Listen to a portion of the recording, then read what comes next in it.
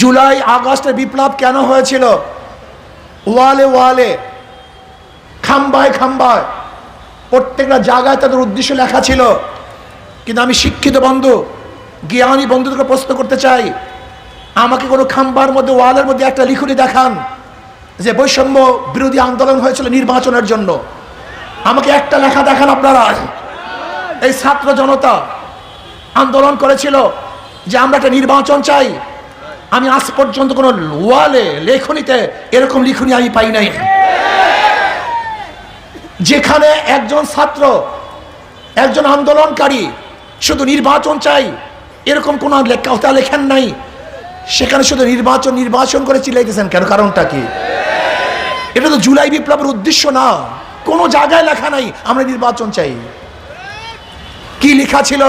সাম্যতা চাই, মানবিক মর্যাদা চাই, মানুষের অধিকারকে প্রতিষ্ঠিত করতে চাই, ন্যায় বিচার প্রতিষ্ঠিত করতে চাই, জুলুম থাকবে না, অত্যাচার থাকবে না, যেখানে থাকবে না ধর্ষণ, স্বামীকে বেঁধে রেখে তার স্ত্রীকে ধর্ষণ করা হবে না, চাঁদা না দেওয়ার কারণে মাঠ থেকে যুবককে তুলে এনে হত্যা করা হবে না, গণভাবে ছাত্ররা আমার কোনো বোনকে আর ধর্ষণ করবে না, চাঁদা দেওয়ার জন্য, চাঁদা না দেওয়ার জন্য বাংলাদেশের বুকে কোনো মানুষকে পাথর মেরে হত্যা করবে, এর জন্য বাংলাদেশ মানুষ আন্দোলন করে নাই। কোন ব্যবসায়ী চাঁদা দিতে হবে, নয়তো ব্যবসা করতে পারবে না, দোকান বন্ধ করে দিবে, ব্যবসায় প্রতিষ্ঠান বন্ধ করে দিবে, তাকে জীবন দিতে হবে, তার মেয়ে বিবাহ না দিলে বাবাকে হত্যা হতে হবে, এর জন্য বাংলাদেশের মানুষ জীবন দেয় নাই।